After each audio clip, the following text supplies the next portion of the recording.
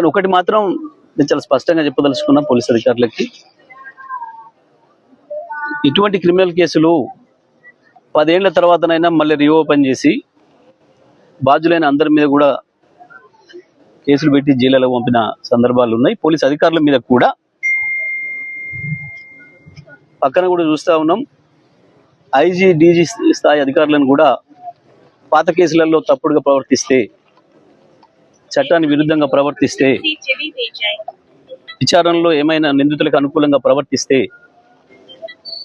వాళ్ళపైన కూడా కేసులు పెట్టి జైలులో పంపిన సందర్భాన్ని చూసినాం. అది దృష్టిలో పెట్టుకొని విచారణ చేస్తారని భావిస్తానని నేను ఇప్పటికైనా పోలీస్ అధికారులు ఇక్కడ ఎక్కడ చిన్న అవకాశం ఇవ్వకుండా, ఎటువంటి అనుమానాలు తావివ్వకుండా, నిజమైన నిందితులు ఎవరో వాళ్ళని పట్టుకొని వాళ్ళకి శిక్ష పడే పద్ధతుల్లో విచారణ కొనసాగాలని చెప్పి నేను కోరుకుంటున్నా. కానీ ఎప్పటికప్పుడు నేను మాత్రం నిమిషం ఈ కేసును చూస్తూనే ఉంటా. ఎక్కడ ఏ అధికారి తప్పు చేసినా మాకు అర్థమవుతుంది స్పష్టంగా.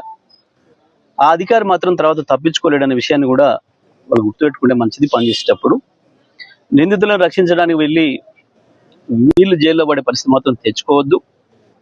కొంతమంది అధికారులు బాగా అవినీతికి అలవాటు పడి వాళ్ళ అవినీతికి ప్రభుత్వం మద్దతు కావాలి, ప్రభుత్వం పెద్దల మద్దతు కావాలని చెప్పి వాళ్ళ దర్బార్లలోకి వెళ్ళి చాలా హీనంగా ప్రవర్తిస్తూ ఉన్నారు. మరి అటువంటి అధికారుల విషయంలో జిల్లా ఉన్నతాధికారులు కూడా స్పందించే స్థితిలో కనబడతలేదు. ఈ కేసు విషయంలో విచారణలో ఎక్కడ తప్పు జరిగినా వాళ్ళందరూ కూడా బాధ్యులు అవుతారు. రేపు తప్పకుండా అందరూ కూడా శిక్షకు గురవుతారు. నేను మా బీఆర్ఎస్ శ్రేణులకు కూడా విజ్ఞప్తి చేస్తా ఉన్నా, ఎవరు కూడా ఆవేశానికి లోనయ్యే పని లేదు. తప్పకుండా చట్ట ప్రకారమే వాళ్ళకి శిక్షలు పడే పద్ధతుల్లో చర్యలు తీసుకుందాం. ఆ కుటుంబాన్ని కూడా మన కుటుంబంగా మనం కాపాడుకుందాం. ఆయనకి 2 ఆడపిల్లలు ఉన్నారు.